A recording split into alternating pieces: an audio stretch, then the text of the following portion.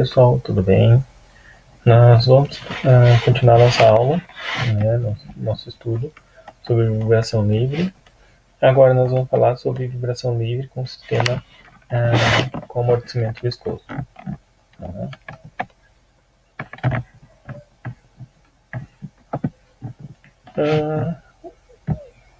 Amortecimento viscoso, então, significa que a gente está colocando um amortecedor desse tipo no nosso sistema massa-mola. Então agora nós vamos chamar massa-mola amortecedor. Fazendo o nosso diagrama de corpo livre aqui, então agora nós temos mais uma componente, que é essa componente C, que é a nossa constante de amortecimento, vezes a nossa velocidade.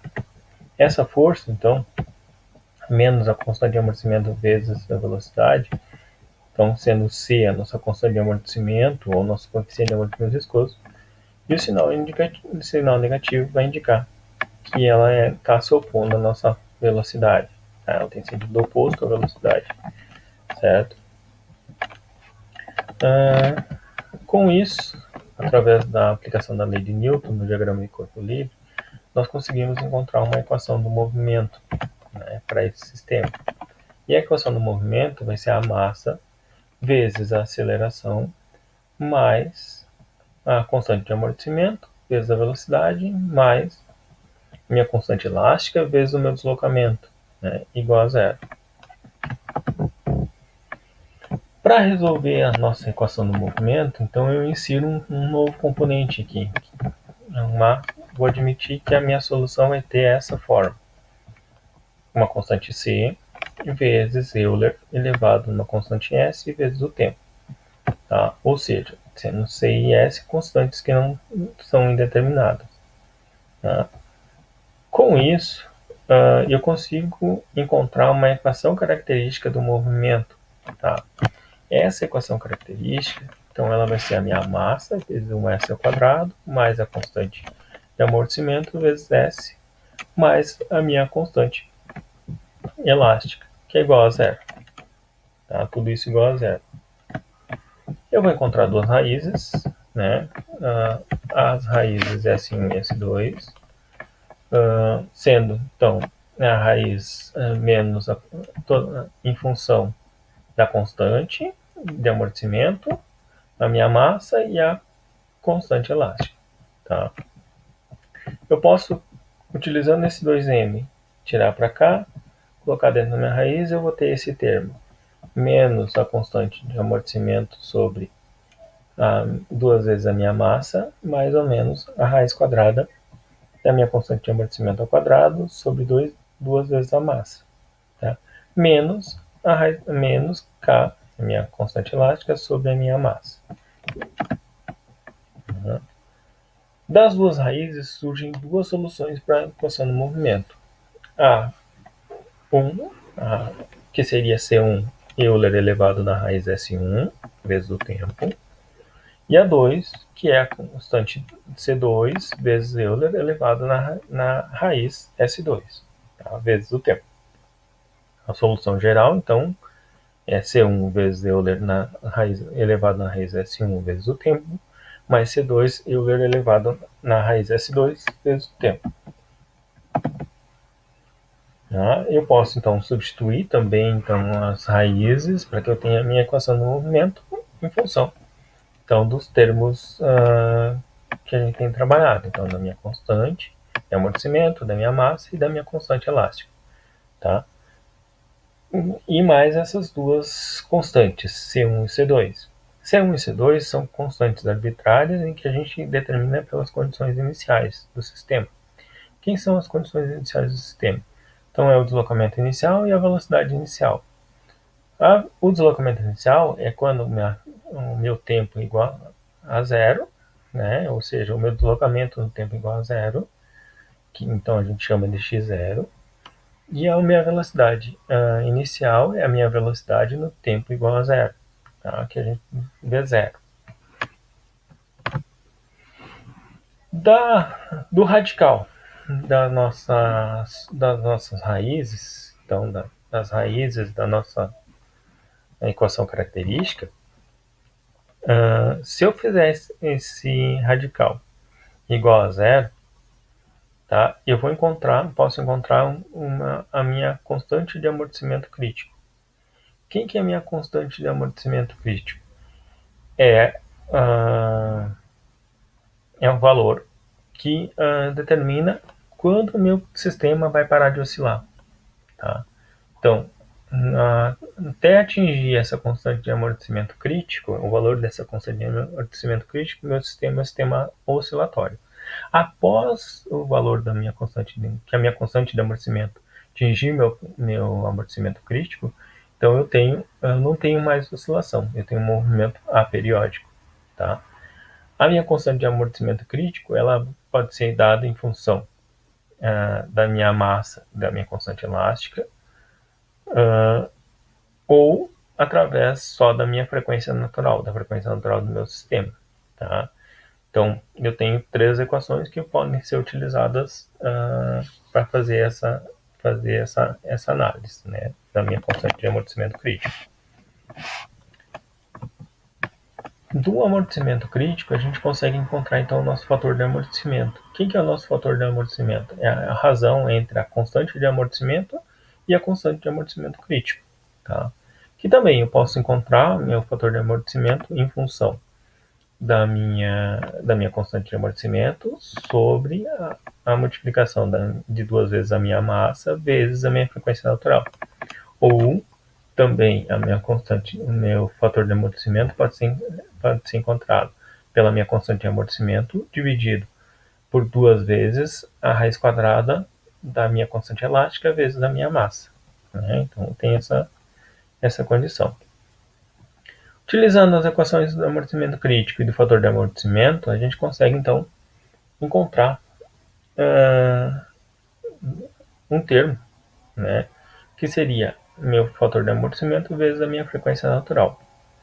Pegando esse termo e substituindo nas raízes, eu tenho então agora que as minhas raízes vão ser menos FA, menos o meu fator de amortecimento, mais ou menos a raiz quadrada do meu fator de amortecimento ao quadrado, menos 1. E tudo isso vezes a minha frequência natural. Substituindo isso, então, na minha solução da equação do movimento, ela pode ser escrita como, então, que o meu deslocamento x de t vai ser igual à minha constante de amortecimento 1 vezes Euler elevado na menos o fator de amortecimento mais a raiz quadrada do meu fator de amortecimento ao quadrado menos 1 vezes a minha frequência natural vezes o tempo mais C2 vezes Euler elevado na menos fator de amortecimento menos a raiz quadrada do meu fator de amortecimento ao quadrado menos 1 vezes a minha frequência natural vezes o meu tempo. Tá? Lembrando novamente, C1 e C2 são constantes arbitrárias que estão determinadas pelo meu deslocamento inicial e pela minha velocidade inicial. Tá? A natureza, então, das raízes S1 e S2 vai depender do tamanho do meu amortecimento. Quanto é o meu amortecimento? Quando eu tenho um fator de amortecimento igual a zero, ou seja, eu vou ter uma vibração não amortecida. Quando o meu fator de amortecimento é diferente de zero, a gente pode então determinar três casos. O caso subamortecido, tá? Que a gente vai estudar logo após. O meu sistema criticamente amortecido, então que a minha constante de amortecimento é igual ao o meu amortecimento crítico, a minha constante de amortecimento crítico. E o meu sistema superamortecido, em que então a minha constante de amortecimento é maior que o meu amortecimento crítico. Tá? Então posso ter esses três casos. O primeiro caso, então, o meu fator de amortecimento é menor que 1, ou minha constante de amortecimento é menor que minha constante de amortecimento crítico. Tá?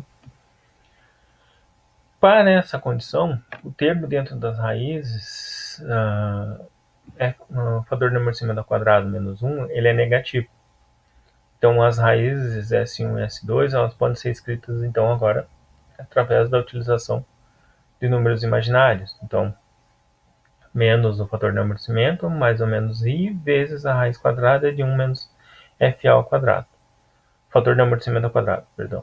vezes a minha frequência natural. Observe, então, que agora eu tenho uma inversão dentro do radical da raiz, em que eu tenho agora não mais FA ao quadrado menos 1, e sim 1 menos FA ao quadrado. Por que isso? Porque o meu fator de amortecimento ele é menor que 1. Então, se eu elevar ele ao quadrado, ele vai ficar menor ainda. Então, para que eu possa ter essa condição, eu faço essa mudança. Tá?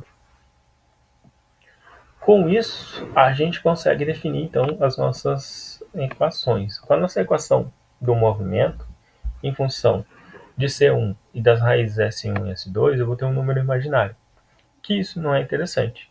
Então, através da matemática, né, é possível, então, a gente retirar esse número imaginário e ter a nossa equação do movimento. Daí, agora, em função de duas constantes C1' e C2', né, que são constantes arbitrárias, que vão depender das nossas condições iniciais. Tá? Mas também em função de cosseno e seno. Né? Então, a gente tem essa mudança aqui para que a gente possa estar trabalhando. Tá? Então, a nossa equação, a solução da nossa equação do movimento, que é o deslocamento x, né, ela vai ser, então, Euler elevado no fator de amortecimento menos o fator de amortecimento vezes a minha frequência natural vezes o tempo. Tá? Tudo isso vezes uma constante arbitrária C1' vezes o cosseno de 1 menos FA ao quadrado vezes a minha frequência natural vezes o tempo. Mais uma constante arbitrária C2' vezes o seno vezes a raiz quadrada de 1 menos o fator de amortecimento ao quadrado vezes a minha frequência natural vezes o tempo. Tá? Como nem sempre é interessante ter os dois termos seno e cosseno na mesma equação, foi desenvolvida então uma outra equação em que considera uma amplitude inicial vezes Euler elevado no fator de amortecimento vezes a frequência natural vezes o tempo e vezes o seno. O seno de quê? Da raiz quadrada de 1 menos FA ao quadrado vezes a minha frequência natural vezes o tempo, mais um deslocamento de fase de φ, tá?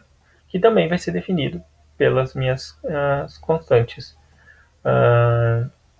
pelas minhas condições iniciais. O x também pode ser definido pelas minhas condições iniciais. Agora eu posso ter um termo em relação a cosseno, né? Então vai ser o meu x0, que é a minha amplitude inicial máxima, vezes Euler, menos FA, fator de amortecimento, né? Vezes a minha frequência natural, vezes o tempo. Tudo isso vezes o cosseno de 1 menos o fator de amortecimento ao quadrado, a raiz quadrada de 1 menos o fator de amortecimento ao quadrado, vezes a minha frequência natural, vezes o tempo, mais o deslocamento inicial, φ0. Tá? C1 e C2 são calculadas baseadas nas minhas condições iniciais. Quem são as minhas condições iniciais?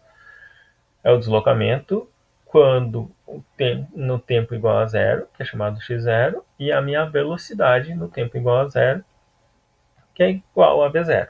Tá? No HAL, ele utiliza como a primeira derivada, a velocidade inicial como a primeira derivada do deslocamento. Tá? Eu estou utilizando agora v0 só para que a gente possa ter uma diferenciação entre um e outro, entre um termo e outro, né? Mas tanto lá como aqui o sentido é o mesmo, é a velocidade inicial do meu sistema. Tá? Então, não temos problema em relação a isso. O C1 linha vai ser o meu deslocamento inicial. Tá? O C2 linha vai ser em função da minha velocidade inicial e do meu deslocamento inicial. Então ele vai ser quem? Vai ser o V0 mais meu fator de amortecimento vezes a minha frequência natural vezes o meu deslocamento inicial. Tudo isso dividido por quem? Pela raiz quadrada de 1 menos o fator de amortecimento ao quadrado vezes a minha frequência natural vezes o tempo. Tá? O meu x e o meu x0, que são as minhas amplitudes máximas em ambas as equações anteriores, uma equação x da equação do seno e x0 da equação do cosseno, elas são iguais. E são dadas por quem? Pela raiz quadrada da soma dos quadrados de C1 e C2. Tá? O meu deslocamento φ vai ser igual a tangente na menos 1 de C1' sobre C2'.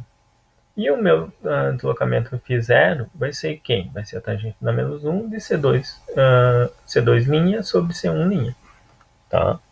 Então a gente tem todos eles que podem ser encontrados em função do meu deslocamento inicial e da minha velocidade inicial. Tá? Substituindo os valores de C1 e C2 na equação da solução da equação do movimento, então que é o meu deslocamento x, eu tenho essa equação em função, então, agora, do meu fator de amortecimento, da minha frequência natural, do meu deslocamento inicial, da minha velocidade e da minha velocidade inicial. Então, eu tenho todos esses termos que podem ser utilizados. Tá? O movimento que é descrito pela equação anterior, tá? Ele é um movimento harmônico e ele é um movimento harmônico amortecido. O que quer dizer? Com uma frequência angular de 1 menos a raiz quadrada, a raiz quadrada de 1 menos o fator de amortecimento ao quadrado, né? E essa raiz multiplicada pela minha frequência natural. Por causa do fator inicial que tem na equação ali, que é o Euler elevado no fator de amortecimento vezes a frequência natural vezes o tempo, a amplitude desse movimento vai diminuir exponencialmente com o tempo. Tá? E vai ser, porém, ele nunca vai chegar a zero. Vai chegar muito próximo a zero, mas não vai chegar a zero. Tá? A quantidade chamada a raiz quadrada de 1 menos FA ao quadrado, que é a frequência do movimento descrito anteriormente, vezes a frequência natural, é a chamada frequência de vibração amortecida, ômega-d. Tá? Então, ela sempre vai ser menor que a minha frequência natural. Tá? Então, sempre tem essa condição que a minha frequência de vibração amortecida vai ser menor que a minha frequência natural. O caso, então, subamortecido, ele é importante para vibrações porque ele é o único caso em que a gente tem um movimento oscilatório.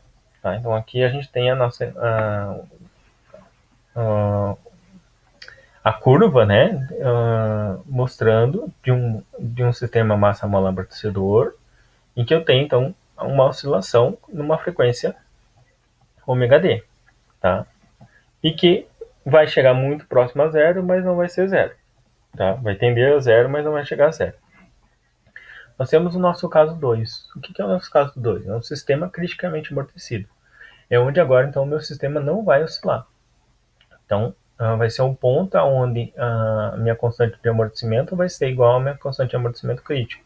Ou o meu fator de amortecimento vai ser igual a 1. Né? Nesse caso, então, as raízes elas vão ser iguais e vão ser dadas pela minha constante de amortecimento crítico sobre 2 vezes a minha massa. Ou a minha frequência natural, menos a minha frequência natural. Tá? Com isso, eu tenho as duas soluções somadas. Eu vou ter C1 mais C2 vezes o tempo, vezes Euler elevado a menos a minha frequência natural vezes o tempo. Sendo que C1 vai ser o meu deslocamento inicial e C2 a minha velocidade inicial, mais a multiplicação entre a minha frequência natural vezes o meu deslocamento inicial. Tá? Substituindo então C1 e C2, eu tenho minha equação do deslocamento, né, ou minha equação do movimento, a solução da minha equação do movimento, em que vai ser igual a x0 mais v0 mais a multiplicação entre a frequência natural vezes x0, esses termos vezes o tempo, e todo o resto vezes Euler elevado na frequência natural vezes o tempo. Esse movimento é um movimento aperiódico, então eu não tenho oscilação, e ele cai muito rapidamente, então eu tenho, quando começa esse movimento vai cair muito rápido, vai cair de forma brusca, porque justamente eu não tenho mais, eu não tenho oscilação, tá? Nesse caso, que é o caso 2. Tá? No caso 3, eu tenho um sistema que é super amortecido, ou seja, o meu fator de amortecimento é maior que 1. Tá? Ou minha constante de amortecimento é maior que a minha constante de amortecimento crítico. Nesse caso, então, eu vou ter duas raízes, S1 e S2, que vão ser raízes reais e distintas, ou seja, vão ser raízes diferentes, tá? Que vão ser, então, menor que zero, inclusive, e vão ser dados, então, pelo menos o fator de amortecimento, mais ou menos a raiz quadrada do meu fator de amortecimento ao quadrado menos 1. E tudo isso multiplicado pela minha frequência natural. Se a minha raiz S2 for muito maior que a minha raiz S1, a solução da equação pode ser expressa, então, em função das minhas raízes, né? Então, o meu movimento, ou meu deslocamento x, vai ser C1 vezes Euler, elevado na raiz S1, vezes o tempo, mais C2 vezes Euler, elevado na raiz S2, vezes o meu tempo. Tá? C1 e C2, então, podem ser calculados em função do meu deslocamento inicial e em função da minha velocidade inicial. Tá? C1 vai ser meu deslocamento inicial vezes a minha frequência natural. Essa multiplicação vezes o fator de amortecimento mais a raiz quadrada do meu fator de amortecimento ao quadrado menos 1. Somado com a minha velocidade inicial. Tá? Dividido por quem? Tudo isso dividido por quem? Pela duas vezes a minha frequência natural vezes meu fator de amortecimento ao quadrado menos 1. Tá? C2, então, é menos o meu deslocamento inicial vezes a minha frequência natural vezes o meu fator de amortecimento menos a raiz quadrada do fator de amortecimento ao quadrado menos 1. E menos a minha velocidade inicial. Tudo isso dividido por duas vezes a minha frequência natural vezes a raiz quadrada do meu fator de amortecimento ao quadrado menos 1. Tá? Esse também é um movimento aperiódico, né? E mais, ele vai ser um deslocamento não tão rápido, o decaimento do meu deslocamento, da minha amplitude do meu deslocamento não vai ser tão rápido quanto do meu amortecimento crítico. Né? Então eu tenho um movimento, tenho um decaimento desse movimento um pouco mais lento. Né? Daí. Aqui então eu fiz um comparativo utilizando um sistema massa, mola e amortecedor. Aqui estão os dados, então a minha massa vai ser 450 kg.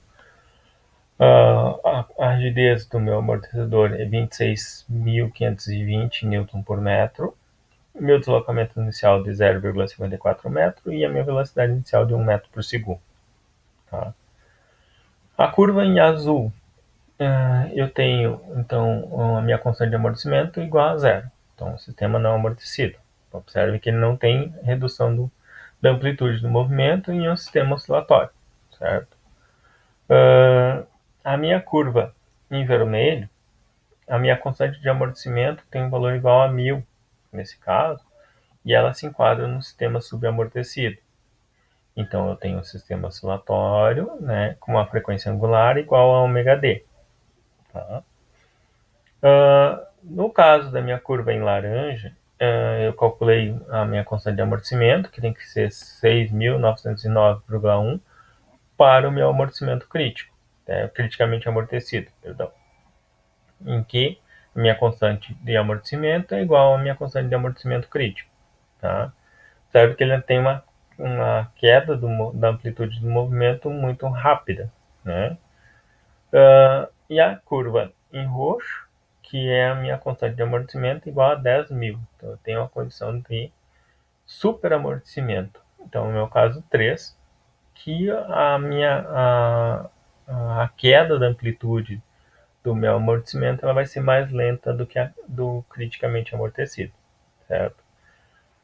Por cada caso, a utilização de cada um dos casos vai depender daquilo que a gente necessita, certo?